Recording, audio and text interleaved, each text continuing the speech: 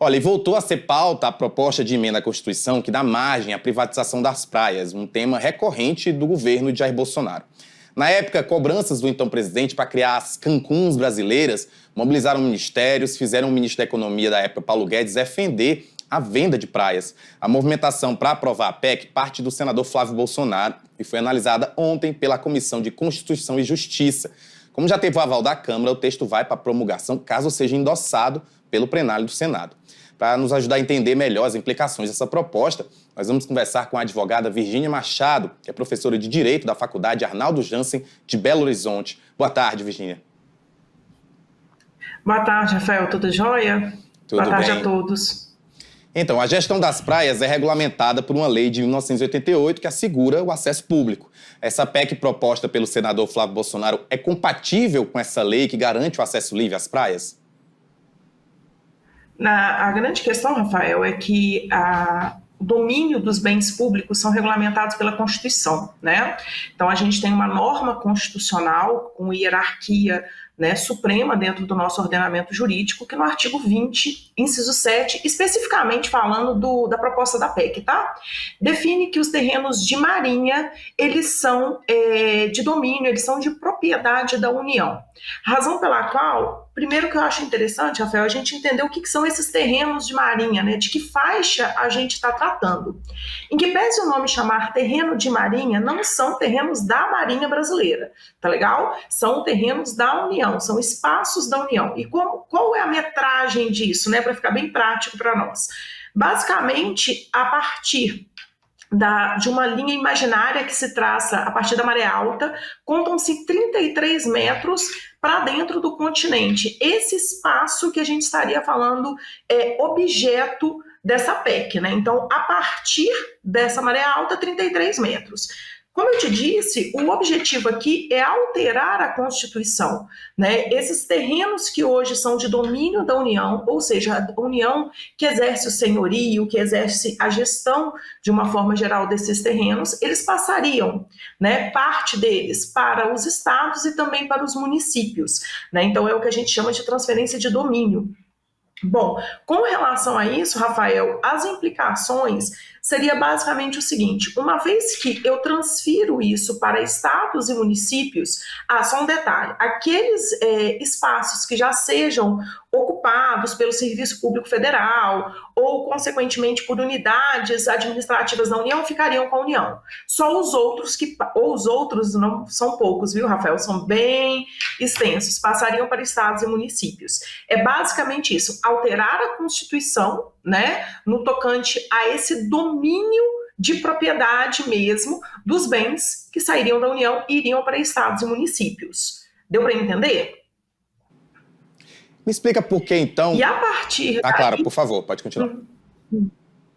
E a partir daí, Rafael, é que vem o risco que as pessoas estão falando tanto, né, sobre a privatização de praias, a privatização de mares. Por quê? Na hora que eu passo isso para estados e municípios, e o texto da PEC nos faz entender, em que pese ele não ser claro, ele não ser um texto bem esmiuçado, acho que ainda tem muito a se buscar nesse texto. Porém, ele permite que estados e municípios abram margem para especulação imobiliária.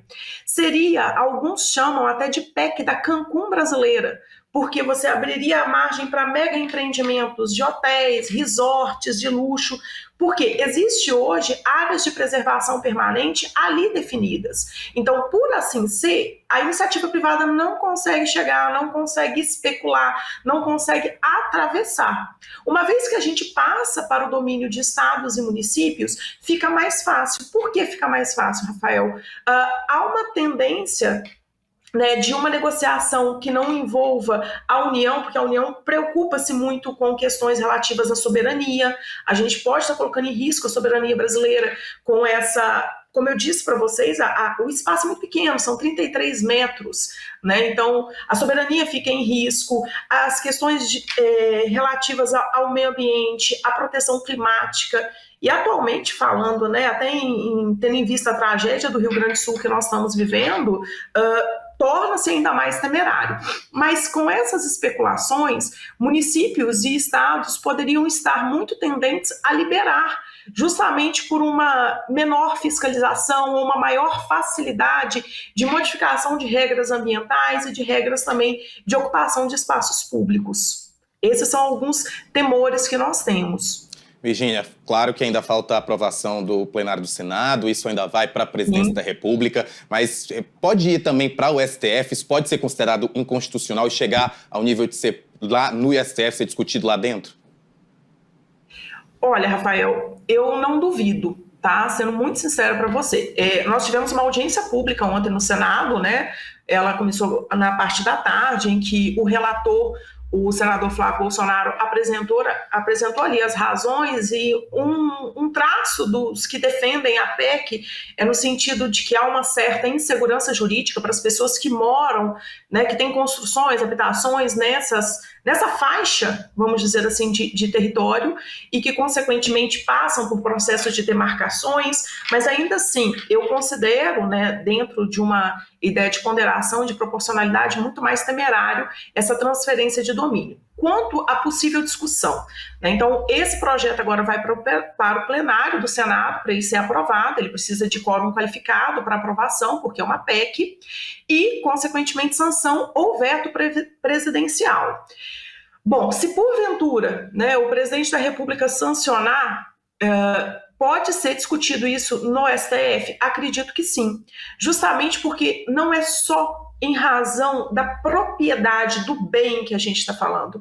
Nós estamos falando de direitos muito mais amplos, que é direito relacionado ao meio ambiente, relacionados ao clima, né? Então a gente tem uma situação que afeta o microclima daquela região, áreas de preservação permanente. Nós estamos também falando de populações tradicionais, populações ribeirinhas que podem ser afetadas. Então, ultrapassa a questão de falar apenas de propriedade, né? Da gente pensar assim, isso aqui é de quem? Né? A gente está ultrapassando esse limite. E no momento em que você abre a possibilidade de ter essa ideia de privatização e, consequentemente, uma restrição do povo, da população, às praias, a esses espaços todos circunscritos, acredito que possa ser uma ofensa ainda maior ao texto da Constituição como um todo, tá certo? Todos os objetivos que a Constituição visou proteger, que o Constituinte, né, com muita luta, conquistou em 1988. E você tocou num ponto importante, que é essa questão que a gente está vendo no Rio Grande do Sul, essa tragédia que a gente está vendo no Estado. Eu queria saber, a PEC, ela toca nessa questão que tem a ver com legislação ambiental, porque é isso que a gente está falando. Ainda há esse risco de que haja ainda mais possibilidades de a gente ver tragédias como essa acontecendo em áreas de proteção ambiental. O que é que a PEC fala em relação a mudanças na lei ambiental? Nada. É uma falta de clareza absoluta quanto a isso, sabe, Rafael? E causa, para mim, muita estranheza, porque se a gente for fazer uma análise de direito comparado em Suíça, Espanha, alguns países da Europa, o que a gente está vendo é o processo contrário. Seria, se a gente for usar, né, assim, por analogia, o mesmo nome, terrenos de marinha lá, seria uma ampliação desse espaço. O Brasil, para você ter uma ideia, Rafael, tem um dos menores terrenos de marinha, observando isso no mundo. E o mundo está ampliando, que é justamente uma faixa para a gente proteger. Se pensarmos em uma cidade como Porto Alegre, eu não vou saber falar em números, mas, enfim, é uma cidade praticamente no nível do mar, né? Por isso que a gente está... uma das consequências drásticas deste evento climático que estamos vivendo lá no Sul, infelizmente, minha solidariedade, aproveito aqui para passar para todos os irmãos do Rio Grande do Sul, é justamente por isso. Então, se você pensar que nós vamos derrubar, na verdade, mais uma barreira de proteção e preservação, o que está acontecendo no Rio Grande do Sul pode ser uma realidade de outras cidades, capitais, Brasil afora, tá certo? Então, é algo realmente temerário e a PEC não tem clareza nenhuma sobre a situação de a construção de mega empreendimentos nas zonas costeiras, sobre danos ao ecossistema, ao microclima, como eu comentei, nada. Ela simplesmente transfere e nos parece que é muito objetivo aqui a gente, né, a especulação imobiliária é muito grande, né? O Brasil é um território maravilhoso, um país maravilhoso, com praias lindíssimas. Então, assim, imagine o quanto que a iniciativa privada gostaria de explorar ainda mais, né, esses terrenos, a despeito do interesse público e, claro, de todas as consequências que a gente possa ter danosas para fins de clima e enfim, de desastres climáticos.